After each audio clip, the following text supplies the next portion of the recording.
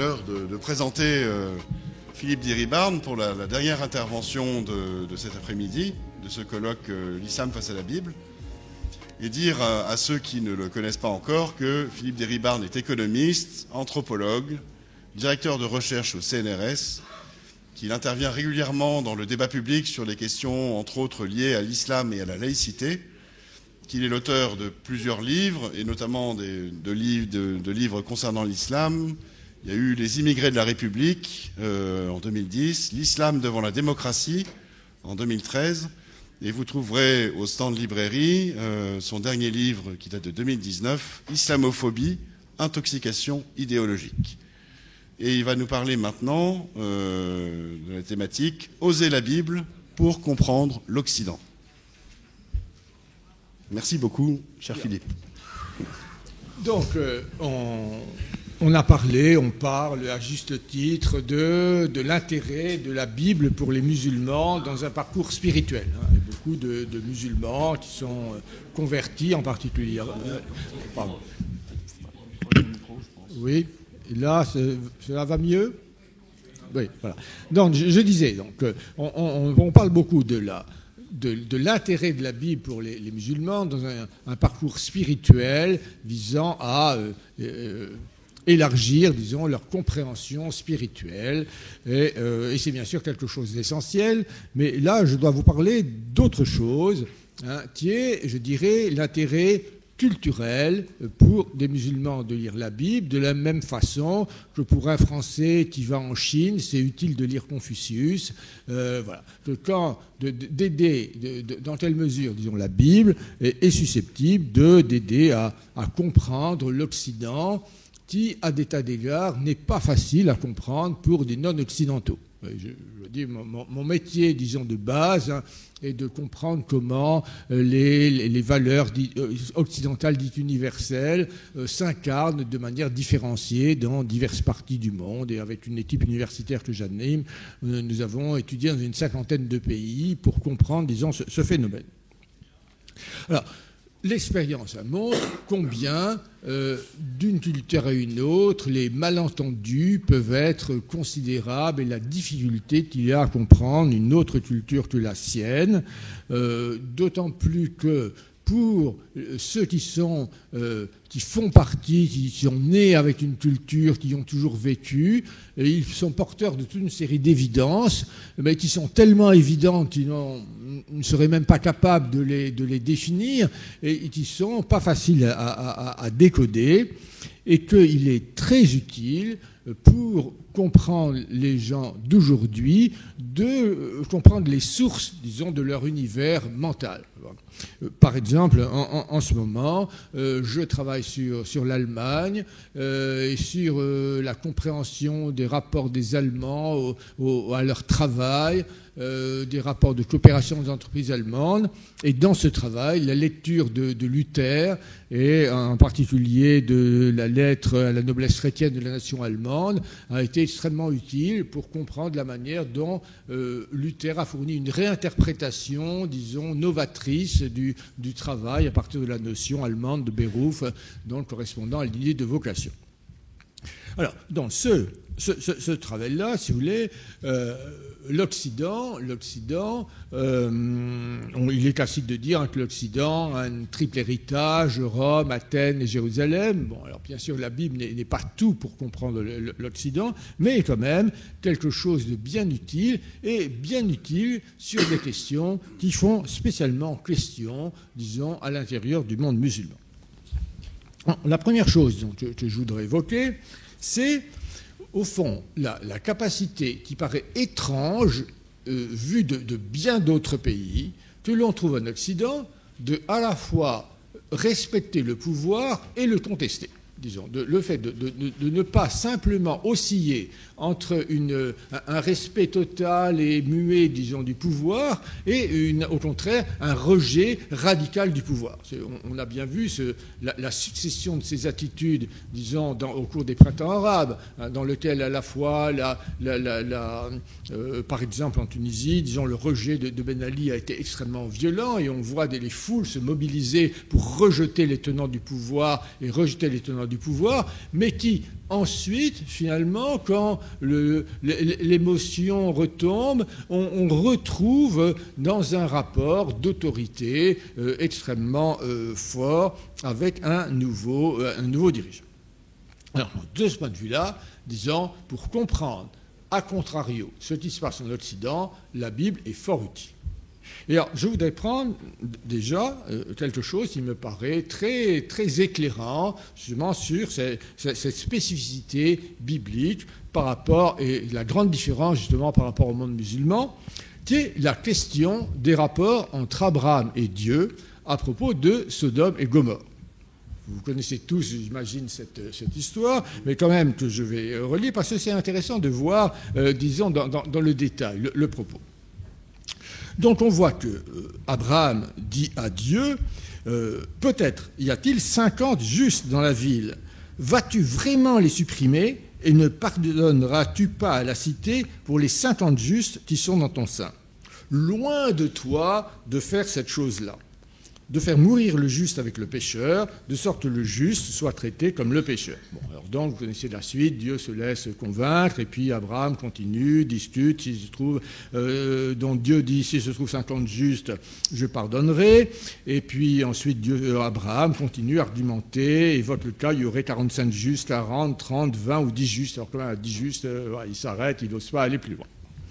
Alors, il se trouve que cet épisode a été repris dans le Coran, mais a été repris, disons, avec un texte qui est bien différent. Dans le Coran, quand Abraham commence à plaider, Dieu lui répond « Ô Abraham, renonce à cela, l'ordre de ton Seigneur vient sûrement. » Alors, vous voyez déjà que le rapport, au fond, d'Abraham, on ne peut pas dire qu'Abraham n'ait pas un respect infini pour Dieu. Abraham n'est absolument pas un contestataire radical de Dieu. Mais tout en ayant un respect infini pour Dieu, il n'hésite pas à, je dirais, à faire la leçon à Dieu. Quand il lui dit loin de toi de faire cette chose-là, etc., loin de toi de faire cette chose-là, vas-tu vraiment, etc. Donc, alors, ce type de rapport, si vous voulez, à Dieu va se retrouver dans l'épisode de Noé, où aussi Noé dit quand même, Dieu, non, tu ne vas pas faire ça. Dieu, tu veux détruire l'humanité, mais quand même, tu ne vas pas détruire l'humanité. Alors, ce type de rapport subtil à l'autorité, qui est à la fois un rapport de révérence, mais en même temps de distance critique, est quelque chose, alors là, pour le coup, qui est très profondément enraciné dans l'univers biblique, qu'on a du mal à comprendre dans la plupart des cultures autres que, je dirais, l'univers judéo-chrétien. Et alors, c'est quelque chose, disons évidemment, qu'on va, qui étant aussi fort dans le rapport à Dieu, qui est quand même vraiment l'autorité, disons, par excellence, va se retrouver, disons, dans la vie quotidienne, dans la vie politique, et en particulier, disons, dans lequel il y a la capacité à questionner le pouvoir politique, à critiquer le pouvoir politique, alors même que l'on révère le pouvoir politique. Il y a cas, évidemment, dans la Bible, dans les rapports entre Nathan, le prophète Nathan et David, et le roi David. Bon, au moment où David a fait mourir Uri pour récupérer sa femme Bethzabée, où Nathan va quand même faire très très sévèrement la leçon à David. Et la réaction de David n'est pas de dire « je vais couper la tête de Nathan qui ose mettre en question disons, le roi », mais je reconnais, je bats ma coule et je reconnais que Nathan a raison. Donc, ce rapport, ce rapport subtil, disons, à l'autorité, dans lequel on reconnaît l'autorité, on révère l'autorité, mais en même temps, eh bien, on n'est pas du tout à plat ventre devant l'autorité. Je crois que c'est quelque chose, disons, de très très spécifique de l'univers judéo-chrétien. Et je pense que la lecture de la Bible est quelque chose qui est extrêmement utile pour le comprendre. comprendre. Alors, et c'est vrai également dans le monde religieux. Je pense, oui, je cite Bernard Ratzinger, disons, avant qu'il ne soit pape, disant « Au-dessus du pape, en tant qu'expression de l'autorité ecclésiale, il y a la conscience à laquelle il faut d'abord obéir, au besoin même à l'encontre des demandes de l'autorité de l'Église. » Même une relativisation assez forte, et c'est des choses, disons, qui n'est pas nouveau, parce que si on prend, Thomas d'Aquin affirme que l'on doit toujours suivre sa conscience, et dit que toute volonté qui n'obéit pas à la raison, que celle-ci soit droite ou dans l'erreur, est toujours mauvaise. Et ajoute saint Thomas que si quelqu'un pense que la foi au Christ est mauvaise, il pêche en y adhérant. Et il dit « Croire en Jésus-Christ est bon et nécessaire au salut, mais la volonté ne s'y porte que sur proposition de la raison, donc si cette foi est présentée comme un mal par la raison, la volonté s'y portera comme vers un mal. » Vous voyez quand même qu'on est dans une vision des choses dans laquelle la limite que l'on peut attribuer au pouvoir, que ce soit le pouvoir temporel ou le pouvoir spirituel, est quand même une forte limite. Et encore une fois, ce qui paraît essentiel dans la matière, que ça ne veut pas dire que l'on récuse le pouvoir. Mais ça veut dire qu'on est dans un rapport avec le pouvoir dans lequel, ce qui pour nous, je dirais, situé dans une culture judéo-chrétienne paraît normal, on garde une distance par rapport au pouvoir qui fait qu'on n'est pas dans l'alternative entre être à plat ventre devant le pouvoir ou au contraire rejeter complètement le pouvoir et vouloir le supprimer. Alors, ça n'est pas bien sûr que ce mode de rapport au pouvoir existe dans tous les cas dans les pays, disons, d'inspiration juive ou chrétienne, mais ça veut dire en tout cas qu'il est possible. Alors que, comme on l'a vu, disons, dans l'exemple du printemps arabe, ou qu'on le voit pour une bonne part en Chine, il y a bien des pays dans lesquels c'est quelque chose d'impensable.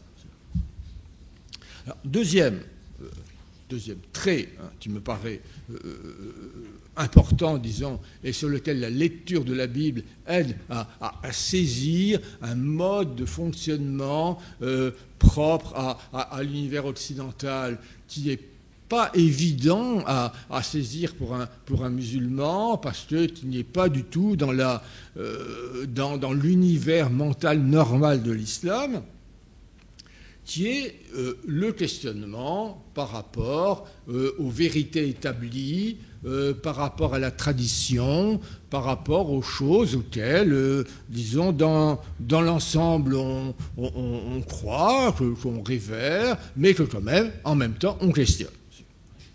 Quand on voit, par exemple, en France, mettons par exemple, la manière dont est enseignée l'histoire de France, avec toutes les interrogations à l'intérieur de l'histoire de France, la façon dont on peut discuter du rôle de la France de la collaboration ou du rôle de la France, disons, dans l'esclavage. Donc il y a des théories, des contre-théories, mais il n'y a pas de vérité officielle, disons, qui s'imposerait, alors que vous ne pourrez pas imaginer qu'en Algérie, par exemple, il y aura une histoire de l'Algérie ou une histoire du Maroc ou une histoire de n'importe quel pays musulman qui sera construite avec la même liberté.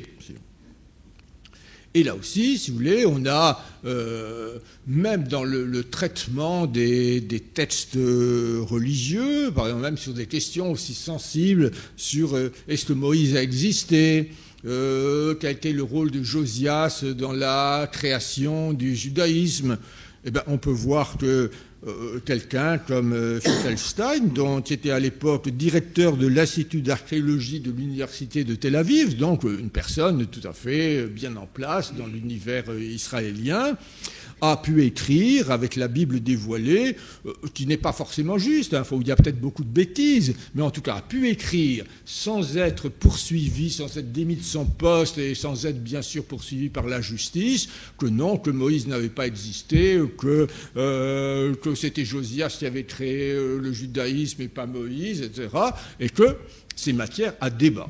c'est matière à débat. Alors il y a des gens bien sûr qui ont dit Wittgenstein n'a rien compris, du reste les fouilles archéologiques nouvelles montrent qu'en fait il s'est appuyé sur de vieilles fouilles archéologiques, mais que depuis, et qu'en particulier les travaux sur la cité de David à Jérusalem le contredisent. On peut débattre, mais justement ce qui est frappant, c'est qu'on peut débattre. Donc je ne sais pas, des questions qui sont tabous. Voilà.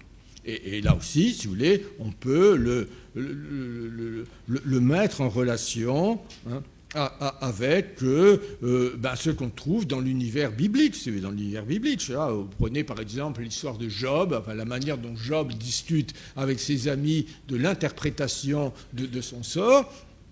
Job et ses amis reprennent disons une représentation traditionnelle, il est puni pour ses fautes, etc.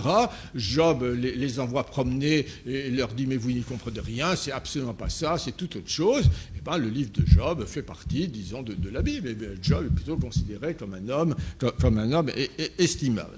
Et disons, dans le Nouveau Testament, vous voyez le rapport de Jésus aux traditions.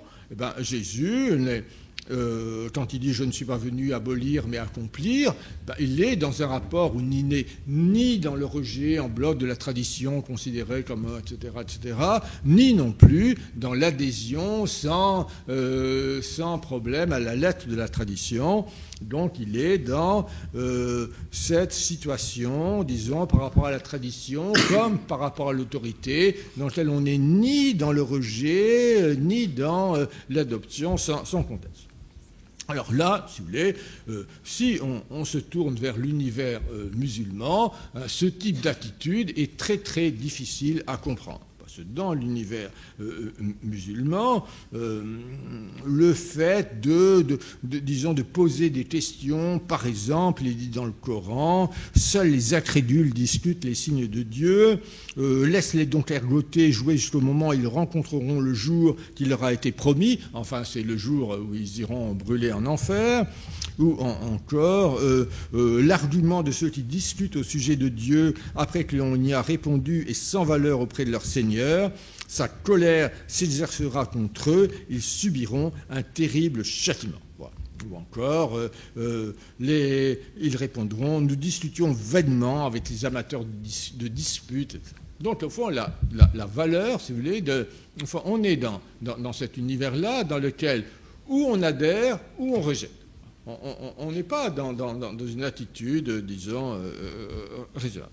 Alors, quelque chose, si vous voulez, qui est très frappant, disons, en relation avec ça, c'est la différence entre la conception de la raison dans l'univers, je dirais, occidental, et qu'on trouve déjà, disons, dans la Bible, qu'on trouve chez les Grecs, bien sûr, aussi. Là-dessus, il y a une rencontre entre les Grecs et la Bible, et la conception de la raison qu'on trouve dans l'univers musulman. Au fond, dans l'univers musulman, Christian Jambé a écrit plein de choses passionnantes là-dessus, sur la philosophie islamique. Disons, la raison, c'est une raison contemplative qui est la capacité à recevoir les vérités qui vous sont révélées, et à les accepter, à les admirer. Au fond, c'est un peu comme le Eureka d'Archimède, où tout d'un coup, a une espèce de révélation, et donc la raison, c'est de reconnaître la vérité de la révélation. Alors, en Occident, disons, cette vision, cet aspect de la raison est tout à fait existe, est reconnu, est même important, etc. Mais il y a un autre aspect de la raison qui est l'aspect discutailleur de la raison, de dire vous dites ça, mais moi non, je ne suis pas d'accord, je mettais l'argument en avant, etc.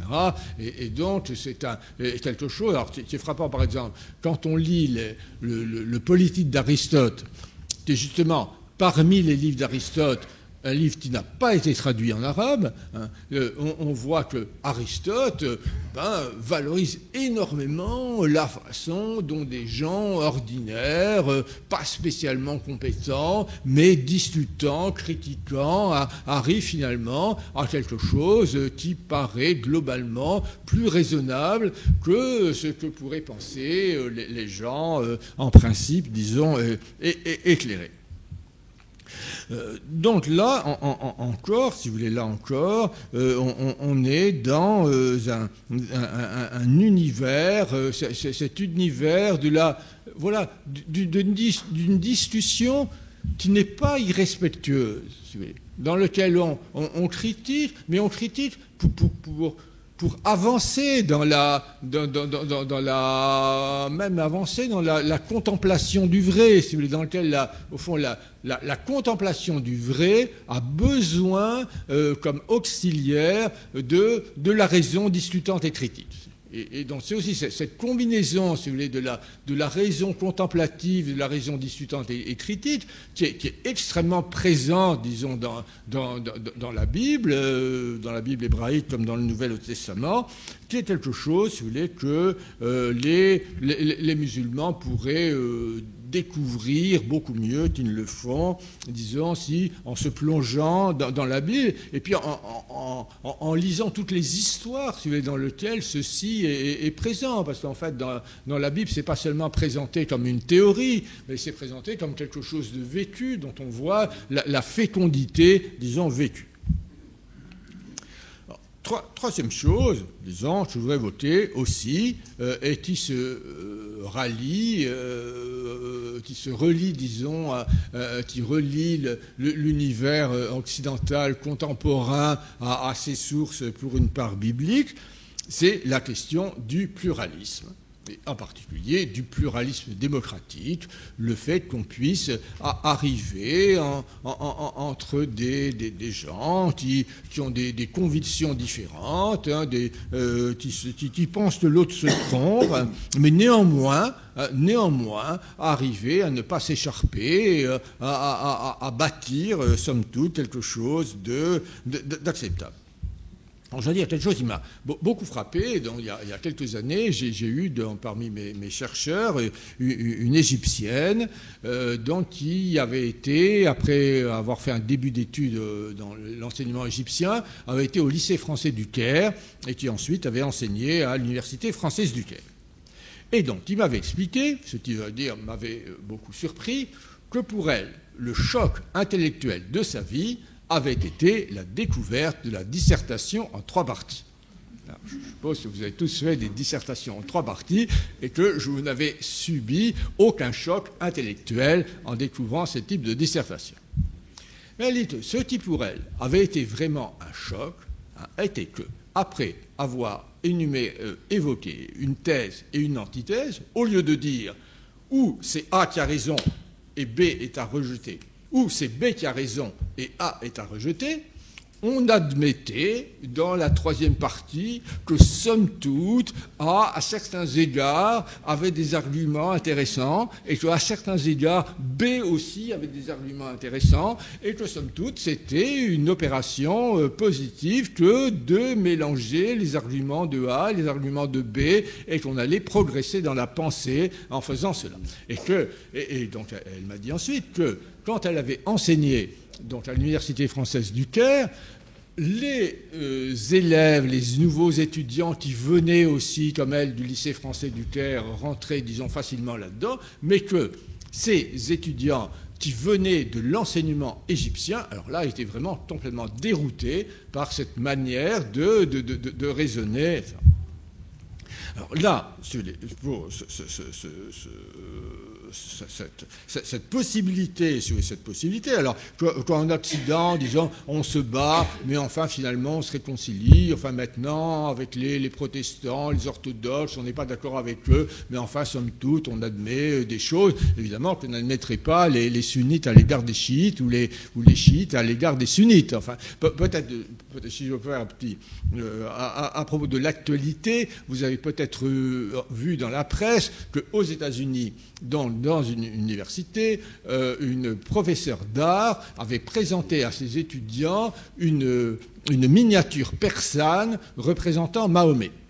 Et donc les étudiants sunnites de son université ont protesté en disant que c'était absolument scandaleux de représenter une miniature faite par les chiites de Mahomet, que donc pour les sunnites on n'avait pas le droit de le faire, et donc ils ont obtenu que le professeur en question soit licencié. Bon, Vous voyez, alors, non, bon, donc on se bat un peu. Bon, il y a eu les guerres de religion, mais ça n'a pas duré bien longtemps, alors qu'entre les chiites et les sunnites, ça paraît durer beaucoup plus longtemps. Alors là, aussi, si vous voulez, si l'on se tourne vers la Bible hébraïque, comme dans le Nouveau Testament, eh ben on peut comprendre que cette manière de voir, d'accepter un certain pluralisme est quelque chose, au fond, qui se comprend. Alors déjà, vous prenez dans la Bible hébraïque, au début de la Genèse, il y a 2 récits de création du monde, qui sont quand même à des tas d'égards bien différents.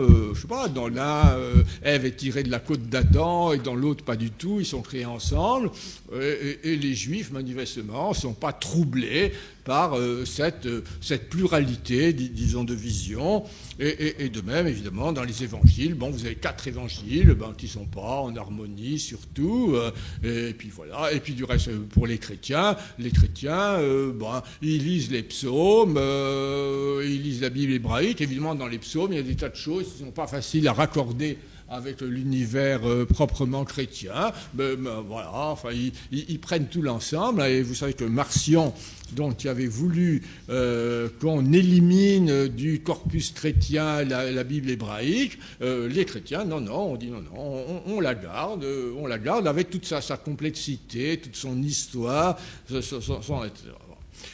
Et disons, de même dans l'histoire, si vous voulez, dans l'histoire de l'Église, déjà, on a vu ce pluralisme à l'œuvre dès les premiers siècles de l'Église dans les rapports entre les pagano-chrétiens et les judéo-chrétiens.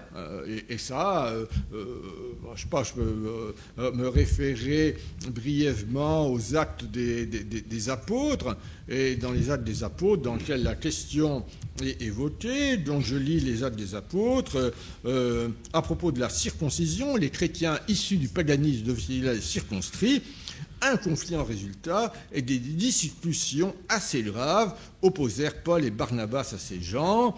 Donc il y a eu une assemblée, on a discuté, la discussion fut vive. Bon, et puis finalement, il a été admis que les judéo-chrétiens allaient continuer la circoncision, et puis que les pagano-chrétiens ne feraient pas de circoncision. Et il y a eu tout un argument. Enfin, Paul, dans les Romains, vous pourrez voir tout à fait et dans les Corinthiens, Paul a dit finalement, l'un est circonscrit lorsqu'il a été appelé qu'il ne dissimule pas sa circoncision, l'autre était-il incirconcis, qu'il ne se fasse pas circoncire. Donc on a une acceptation, si vous voulez, une acceptation du pluralisme. Alors là aussi, c'est quelque chose qui est très très étranger, disons, au monde de l'islam, dans lequel le pluralisme, c'est vu, c'est la fitna, donc la division, la vision de la division est quelque chose vraiment qui relève du mal. Je vais vous citer quelques morceaux du Coran, disons, ne soyez pas comme ceux qui sont divisés, qui sont opposés les uns aux autres, après que les preuves décisives leur sont parvenues. Voilà ceux auxquels un terrible châtiment est destiné, ou ne vous disiez pas en secte, etc., etc. Enfin, il y a plein de choses comme ça, et qui sont alors, toujours, dans cette complexité biblique dans laquelle, on adhère, mais on se pose des questions, etc. Il y a, bien sûr, disons, la question du doute dans la foi. Au fond, derrière, à la fois, ce qu'on peut voir dans le rapport à l'autorité, dans le rapport à la tradition et dans le rapport à la communauté, on voit dans les 3 fois, dans les 3 cas, que dans l'univers biblique, il y a un respect de l'autorité, il y a un respect de la tradition, et il y a un respect de la communauté, mais que dans les 3 cas, ce respect n'est pas un respect aveugle. Et que le fait de respecter n'interdit pas de questionner, de discuter, de faire toute une série de remarques, etc. Et il me semble qu'une caractéristique vraiment très, très, très, très forte, disons, de l'univers biblique, c'est cette capacité à associer deux choses qui peuvent paraître contradictoires, qui sont d'un côté l'univers de la foi dans l'autorité, dans la tradition, dans la communauté, et en même temps une dimension critique qui conduit à faire que, puisque on peut critiquer ceux envers quoi on a la foi, on chemine à certains égards dans la nuit. Et donc, il me semble que ceci, est associé à une légitimité du doute. Au fond, dans l'univers biblique, et peut-être spécialement dans l'univers chrétien, le doute est quelque chose qui joue un grand rôle. Si vous prenez, si vous voulez, l'évangile, donc on voit face à l'enseignement de Jésus, les apôtres se disent, il fut tellement saisi qu'ils se demandaient les uns les autres, qu'est-ce que cela ? D'accord ? Ou, disons, ils ne comprennent pas beaucoup, le plus souvent. Et par exemple, ils ne comprenaient pas cette parole et craignaient de l'interroger, mais eux n'y comprirent rien, cette parole leur demeurait cachée, ils ne savaient pas ce que Jésus voulait dire, ou encore, après la résurrection, ou quand ils le virent, ils se prosternèrent, mais quelques-uns eurent des doutes. Donc, dans l'univers évangélique, le doute fait partie de la foi. Et qu'il n'y a pas de foi sans doute, et les apôtres, disons, témoignent de cela. Alors qu'au contraire, quand on va dans l'univers musulman, en particulier dans l'univers du Coran, le doute est quelque chose dans lequel il est dit, par exemple, le Coran est la confirmation de ce qui existait avant lui, l'explication du livre envoyé par le Seigneur des mondes, et qu'il ne renferme aucun doute, ou encore, il ne subsiste aucun doute concernant l'heure, ou encore, seuls sont vraiment croyants ceux qui croient en Dieu et en son prophète, sans plus jamais en douter ensuite, ou encore, les incrédules continueront à douter de lui jusqu'à ce que l'heure arrive, soudainement, ou bien le châtiment d'un jour dévastateur, etc. Enfin, au passage, le châtiment est quelque chose de très, très, très présent, disons, là-dedans. Et là encore, disons, on est dans un univers dans lequel il paraît aller de soi que le doute, c'est mal. Et donc, de ce point de vue-là, je pense que la fréquentation de la Bible, des histoires relatives à la Bible, et la fréquentation finalement de ces personnages de la Bible qui vivent cette attitude qui est à la fois une attitude de foi et une attitude de critique, donc à la fois à travers l'autorité, la tradition et la communauté, est quelque chose, disons, qui me semble pourrait être utile, disons, pour les musulmans, découvrir qu'il existe un univers différent du leur, et que pour comprendre des tas de choses qu'ils ont du mal à saisir dans l'univers occidental, eh bien, et qui les choquent, qui par rapport à leur vision des choses sont très choquantes dans l'univers occidental, il y a moyen, à partir de la Bible, disons, de mieux les comprendre. Alors, j'ajouterai encore dans le bref temps qui me reste une question qui peut paraître secondaire, mais qui quand même, disons, dans la pratique n'est pas du tout si secondaire que ça, qui est la question, disons, de la pudeur. Pour les Occidentaux, pour une bonne partie des musulmans, les Occidentaux, les femmes occidentales sont impudiques parce qu'elles montrent leur corps. Or, si vous prenez l'art occidental et les représentations de Marie, eh bien, on voit que Marie, bien sûr, elle montre ses traits, parfois elle a un petit truc sur la tête, mais pas du tout toujours, parfois on la voit qui allait, etc. Enfin, vraiment. Or, si on prête attention, disons, à l'expression de Marie, au regard, je ne sais pas, par exemple, dans le très beau tableau de Van der Weyden à Boston sur Saint-Luc peignant Marie, on voit que le regard porté sur Marie est vraiment un regard, enfin, on est dans un rapport extrêmement pudique.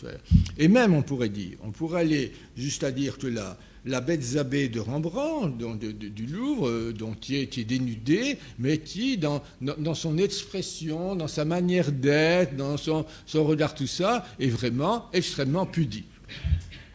Alors, comment comprendre, enfin, comment comprendre le sens que ça peut avoir, disons, dans l'univers judéo-chrétien et dans l'univers porté par la Bible? C'est, je crois, profondément lié au fait, à toute l'attention que dans cet univers on porte à l'être intérieur, à la manière dont l'être intérieur transparaît dans la façon dont quelqu'un se présente, et pas à la matérialité formelle de la façon dont il mange, dont il s'habille, etc. Enfin, vous connaissez à la fois ce que dit Jésus sur le sabbat, ou encore dans Matthieu, ayant appelé la foule à lui, il lui dit: écoutez et comprenez, ce n'est pas ce qui entre dans la bouche qui souille l'homme, mais ce qui sort de la bouche, c'est ce qui souille l'homme. Ou encore saint Paul dans les Romains: en effet, le royaume de Dieu, ce n'est pas le manger et le boire, mais la justice, la paix et la joie.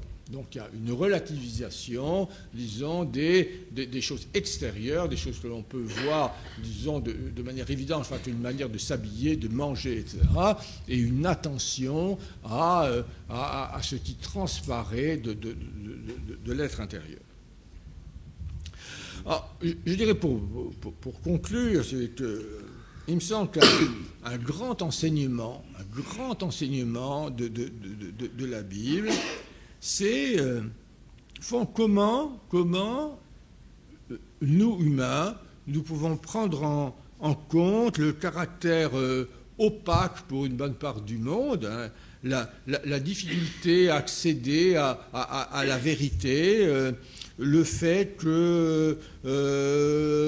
qu'on a des boîtes conceptuelles, qu'on peut mettre la réalité dans des boîtes conceptuelles, mais que ces boîtes conceptuelles sont pas terribles, que la vérité, au fond, il y a un caractère vertigineux, si vous voulez, de la vérité, et qu'au fond, ni l'autorité, ni la tradition, ni la communauté ne sont capables de vous apporter une vérité en béton sur laquelle on puisse s'attacher comme si on était sur un sol absolument ferme.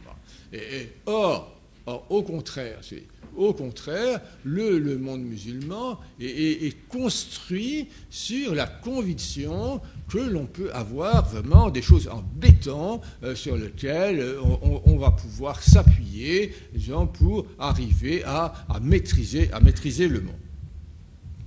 Alors, bien sûr, les églises chrétiennes sont extrêmement loin d'être toujours fidèles à cette vision biblique, à cette subtilité des rapports à la vérité, à l'autorité, etc. À l'époque de Vatican I, il n'était pas tellement en disant cette ligne-là, mais en tout cas, ça existe et ça revient, disons, ça revient perpétuellement. Et je dirais, pour vraiment conclure, c'est au fond, qu'en principe, les musulmans, quand ils disent que Dieu est unique, et qu'ils disent que sacraliser quoi que ce soit d'autre que Dieu, c'est de l'idolâtrie.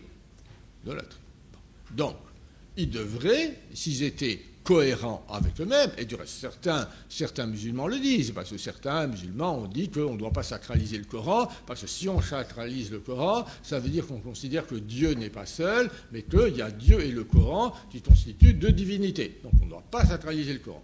Donc, au fond, si les musulmans étaient vraiment, au fond, se demandent, au fond, comment on peut vivre et que ce que implique en réalité et dans le concret la conviction de l'unicité de Dieu et le refus de toute idolâtrie, eh bien, il pourrait voir et il pourrait s'appuyer sur la Bible pour comprendre ce qu'implique dans le rapport à la fois aux autorités temporelles et spirituelles, dans le rapport à la tradition et dans le rapport à la communauté, ce refus de sacraliser toute autre chose, tout autre que Dieu, et ce refus de l'idolâtrie. Et je crois que de ce point de vue-là, pour les musulmans, fréquenter la Bible, découvrir cet univers de la Bible, ce mélange de foi, de critique, d'interrogation, de doute, cette complexité humaine de la Bible, pourrait, dans la perspective même d'attachement à l'unicité de Dieu, leur apporter beaucoup. Merci.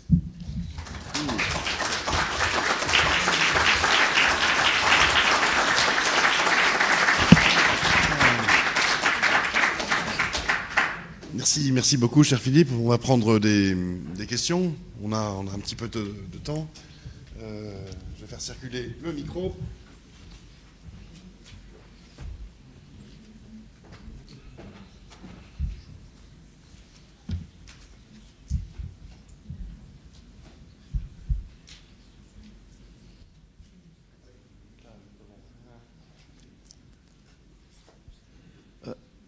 Merci beaucoup pour cette passionnante intervention parmi nous. Et alors, juste une question, est-ce que vous ne croyez pas qu'il y a quelque chose d'essentiel qui distingue dans le sens de ce que vous dites, l'islam et le christianisme, c'est que les chrétiens croient au libre arbitre, c'est-à-dire au fait qu'ils choisissent le paradis ou l'enfer volontairement, en péchant ou en ne péchant pas, alors que les musulmans croient au déterminisme et croient que être musulman, ça veut dire qu'on va être sauvé. Être chrétien, ça veut dire qu'on va aller en enfer. Et que ça, c'est pas de la volonté de chacun, mais c'est la volonté de Dieu. Et donc, c'est déterministe. C'est sûr, si vous voulez, que si on est... Enfin, vous connaissez probablement les discussions des philosophes musulmans, c'est de savoir si quand un homme se déplace, son ombre le suit, est-ce que c'est un phénomène naturel ou c'est parce que c'est Dieu qui veut à chaque instant que son ombre le suit, etc. Donc il y a une espèce de tentation, enfin moi ça me paraît une tentation, c'est d'un point de vue chrétien, d'attribuer à la volonté des dieux des choses dans lesquelles, dans l'univers chrétien et même juif, je ne crois pas que les juifs aient jamais imaginé que si l'ombre suivait quelqu'un, c'était la volonté de Dieu. Et donc l'acceptation, si vous voulez, au fond des... on peut appeler les limites de la volonté de Dieu, que Dieu, au fond, aime même à créer les hommes libres, et on accepte les conséquences terribles, jusqu'à la croix du reste. Effectivement, c'est pas trop musulman, sûr. Pour les musulmans, c'est attenter à la souveraineté de Dieu que de dire ça. Mais on rejoint cette idée que la souveraineté doit être totale. Oui, ma question c'est sur la démonstration finale dans votre conclusion, démonstration finale que je trouve vraiment brillante sur le fait que si Dieu est unique, il ne peut pas y avoir d'idolâtrie pour un document, un texte. Est-ce que cette démonstration, elle est connue? Est-ce qu'elle est diffusée largement? Parce que je la trouve vraiment impeccable. Je crois, je vois Annie Laurent là qui doit être plus compétente que moi à ce sujet. Il me semble que les Moutazilites disaient ça. Voilà, que c'était l'argument qui donnait contre l'argument du Coran incréé. Alors, c'est un courant qui n'a pas duré longtemps, qui s'est fait vite crosser, etc. Mais il y a encore maintenant, parmi les musulmans, disons, réformateurs, etc., on trouve effectivement des références à ce courant-là. Alors, peut-être un point que je pourrais ajouter sur c'est la différence entre l'univers chiite et sunnite, de ce point de vue-là. Je ne sais pas si vous avez remarqué que dans le gros livre, le Coran des historiens, qui a été... Amir Mouazi, qui est directeur de ça, est chiite. Et du reste, au passage, règle un certain nombre de comptes avec les sunnites, etc. Mais à ma connaissance, il n'y a aucun auteur sunnite qui ait participé à l'écriture du livre. Vous me confirmez, Annie Voilà. Mais c'est plus facile pour lui, plus facile dans cet univers-là. Pardon. Il y a quand même, à notre époque, un mouvement très intéressant, à mon avis, à suivre, j'essaie de le faire, c'est de voir que dans le monde musulman sunnite, il y a des attitudes, disons, de révolte sur tout ce qu'on leur impose. Il y a des musulmans sunnites qui réfléchissent, qui osent parler. On a le livre, le Coran mis à nu par l'islam mis à nu par les siens, par exemple. C'est une collection de textes. C'est un ami à moi qui a réalisé ce livre, Maurice Saliba. Il a trouvé ça sur Internet. Des musulmans sunnites qui n'en peuvent plus, on leur impose voilà, des choses figées, sans pouvoir discuter, débattre avec la raison et tout ça. Alors, ils ne deviennent pas forcément chrétiens, loin de là. Mais alors, ils rejettent tout ce qui est religieux. Et disons, c'est un mouvement récent. Non, mais justement, je pense que la difficulté pour eux, c'est de rentrer dans cette attitude critique sans tout va passer. Il semble, par exemple, qu'en Iran, on dit beaucoup qu'en Iran, il y a une désislamisation massive, que les gens, du coup, et donc cette attitude de dire on continue à appartenir, on continue, etc., enfin, qui est courant, quand même, je sais pas, chez les chrétiens contemporains, nous sommes fidèles à notre Sainte Mère, l'Église, mais enfin, quand il s'agit de la critiquer, nous ne sommes pas les derniers. Pour eux, c'est difficile de trouver cette combinaison. Voilà, qui leur paraît un peu un oxymore. Pour moi, c'est un signe de faiblesse qu'on peut déceler dans le monde musulman contemporain. Absolument. Et tant qu'il n'y aura pas de magistère authentique, il y a beaucoup de musulmans qui veulent moderniser l'islam, mais ils sont isolés. Donc, agir avec d'autres, d'accord. Mais comment en finir avec le Coran incréé et tout ça? Alors j'espère justement, c'est ma conclusion, que si ils pouvaient, disons, ne serait-ce que pour comprendre l'Occident, comprendre justement s'il leur paraît contradictoire dans l'Occident. Pour eux, c'est vraiment contradictoire le fait d'être, on est, comment vous respectez, mais en même temps vous respectez pas, ou vous êtes pudique, mais vous n'êtes pas pudique. Enfin, à quoi vous jouez, voilà, et que si comprenez et qui au fond, c'est pas plus scandaleux pour eux de lire la Bible que pour nous de lire Confucius. Hein.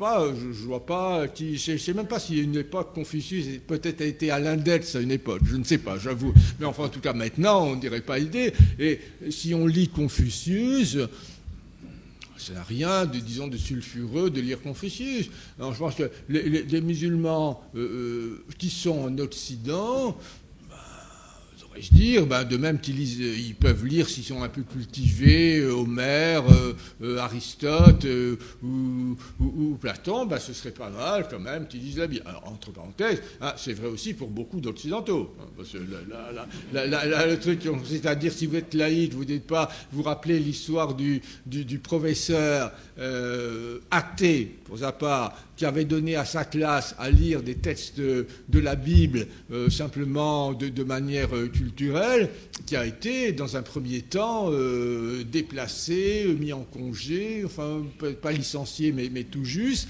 et qui a dû avoir toute une démarche juridique pour arriver à être intégré. Donc, on pourrait aussi traiter ça. Mais enfin, ce n'est pas le sujet d'aujourd'hui. Voilà.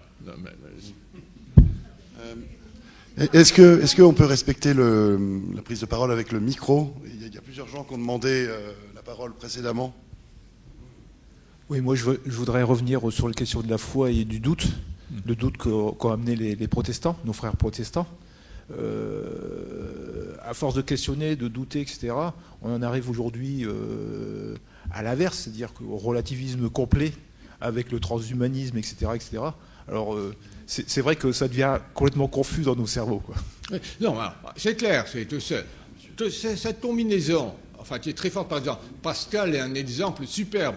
Pascal, c'est vraiment un homme de foi exceptionnel, et c'est un homme qui doute de façon également exceptionnelle. Bon, alors, c'est vrai que c'est une combinaison qui a des aspects un peu instables. C'est plus stable d'être vraiment dans voilà, on y croit et on dure comme fer, ou vraiment on doute et dure comme fer. Alors que du coup, et on voit actuellement, si vous voulez, dans l'opposition, disons, dans l'Église catholique, entre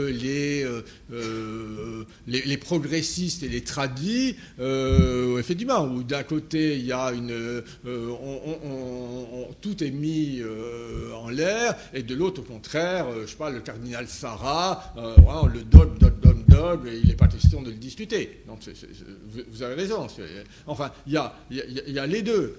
Et c'est vrai qu'il n'y a pas de fatalité dans le monde judéo-chrétien qu'on arrive à combiner les deux. J'ai jamais dit ça. Mais il y a une possibilité de concilier les deux. Et qu'on voit, disons, Pascal est un bon exemple, mais même Thomas, même Augustin, Thomas d'Aquin, enfin les grandes figures de l'Église sont quand même dans cet apport, dans ce mélange, disons. Il y a des choses superbes dans Augustin à propos de la situation des juges. Et Augustin dit, mais les juges, il y a des tas de situations dans lesquelles il est clair qu'ils ne peuvent pas savoir qui a raison et qui a tort. Ils ne peuvent pas savoir en conscience ce qui est bien. Mais néanmoins, ils sont obligés de remplir leur fonction. Et donc ils savent qu'ils vont remplir leur fonction dans le doute. Et qu'il y a un doute insurmontable. Or, Augustin est quand même vraiment un homme de foi, par ailleurs, enfin, dans toute la tradition sur les chrétiennes, mais l'accent... alors, en ce moment, je vous suis totalement, il y a tout un courant, alors ce serait tout un autre sujet, tout un autre débat, si vous voulez d'en parler, qui est un courant, disons, un christianisme postmoderne mis à la sauce de courants philosophiques, Michel Foucault et compagnie, qui correspond à ça. Mais enfin, là quand même, on s'écarte, il me semble, du cœur de ce qu'est, en tout cas, on s'écarte de la Bible à coup. J'ai juste une anecdote à vous narrer. Une anecdote qui vient illustrer la première question que nous avons eue. Je me promenais avec mon épouse il y a 7 ou 8 ans dans un hôpital, dans le parc d'un hôpital, et un jeune musulman, 18 ou 20 ans, vient me trouver en me disant « Monsieur, j'ai peur d'aller en enfer ». Que dire ? Et j'ai eu le réflexe sans doute providentiel de lui dire ce qu'exposait Jésus dans son évangile, c'est-à-dire que pour les chrétiens, l'univers, le paradis est ouvert à tout le monde et que c'est à nous à le choisir ou pas. Voilà, c'est tout. Merci. Merci. Pardon, il y a aussi quelqu'un de l'autre côté là, qui réclame la... Il marche là. Oui, là vous êtes à droite, à la droite de... donc la gauche réclame... Je reprendrai la remarque de monsieur sur le doute, puisqu'on peut débattre, n'est-ce pas, sur votre respect, en gardant respect pour vous. Je pense qu'on ne peut pas dire que le doute fait partie de la foi. Les questions, oui.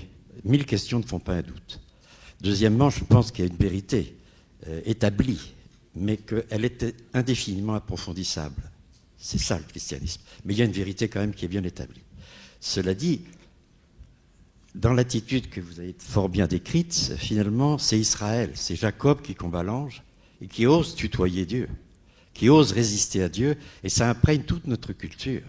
Israël, il prend le nom d'Israël parce qu'il a résisté à Dieu, fort comme Dieu, ça veut dire Israël. Israël est le premier peuple qui ose tutoyer Dieu. Et là... En plus, il a une science du débat, Israël, qui est assez phénoménale. Il y a une anecdote juive qui dit 2 juifs dans la même pièce, 3 avis différents. Merci. À propos, alors, c'est un truc très très subtil sur les rapports effectivement entre le doute, la vérité, quelle est la composante du doute dans la vérité, les conceptions de la vérité, etc. Enfin, les philosophes en débattent. Il me semble que Urs von Balthasar c'est bien exprimé là-dessus, sur la difficulté à mettre dans des boîtes conceptuelles.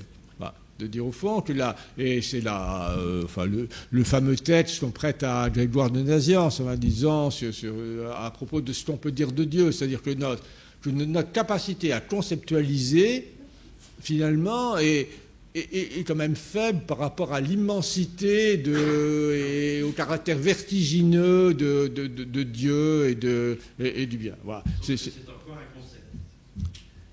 Dieu dépasse tout concept, c'est encore un concept. Ah, tout à fait, oui, voilà, bien sûr. Mais donc on est bien d'accord. Alors, vous disiez qu'en France, on accepte le pluralisme. Alors c'est vrai, mais maintenant, comme il y a beaucoup de musulmans en France, le pluralisme n'est pas forcément accepté. Par exemple, c'est un musulman qui avait tué le prêtre dans cette église près d'Amiens.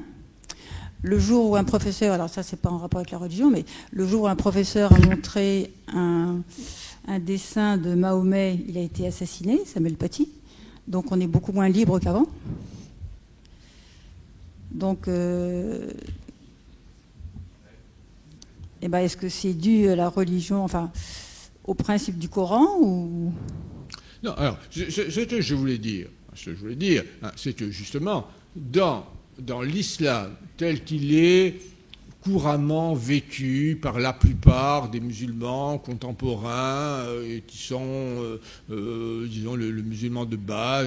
Alors évidemment, avec des différences, l'islam indonésien est très différent de l'islam d'Arabie Saoudite, du Pakistan ou de l'Afghanistan, etc. Enfin, voilà, il faudrait rentrer dans des tas de détails.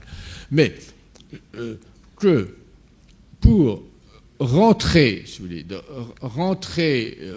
justement, ne pas admettre que, que les chiites peuvent montrer Mahomet, que les sunnites ne le montrent pas, et que du reste, enfin, parce qu'on trouverait des endroits dans lesquels les sunnites vont le montrer, ou que, je sais pas, en Indonésie, vous avez des cartes postales avec Noël, on fête Noël, il y a d'autres pays où c'est impensable de fêter Noël, etc. Donc, que je pense que la fréquentation culturelle de la Bible aiderait à comprendre ce mélange de respect non idolâtrique, pour être clair, et que la tendance, disons, et que ce respect non idolâtrique est loin d'être acquis dans le monde musulman. Il n'est pas parfaitement acquis dans le monde chrétien non plus, ni dans le monde juif. Mais enfin, il me semble qu'il il est encore beaucoup moins dans le monde musulman. Oui. Une question. Il me vient à l'esprit, il y a quelques années, alors je ne me rappelle pas le nom, le président égyptien avait dit au Parlement égyptien, au Caire, que si on voulait pouvoir gouverner ce pays, il fallait réformer l'islam. C'est une déclaration qui avait beaucoup marqué l'époque, je ne me rappelle pas les dates. Voilà. Qu'en est-il devenu ?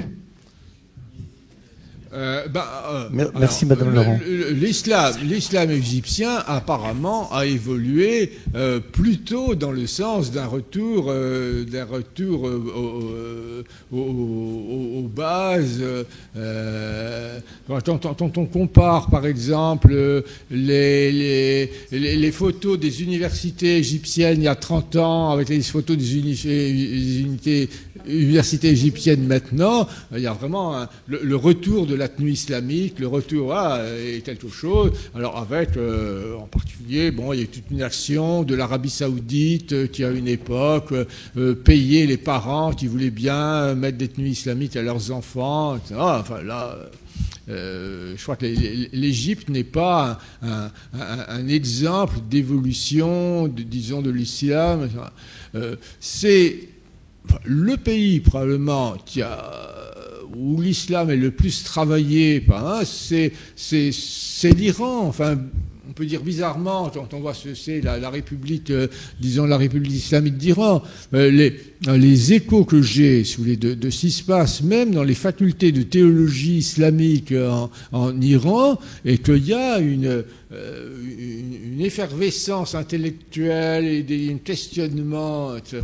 Alors peut-être, disons, quelque chose qui le favorise, disons, en Iran, c'est que pendant longtemps, en Iran, le pouvoir était sunnite et la population plutôt chiite. Et donc, du coup, le rapport au pouvoir, enfin, la religion s'est organisée un peu indépendamment du pouvoir et donc dans un rapport.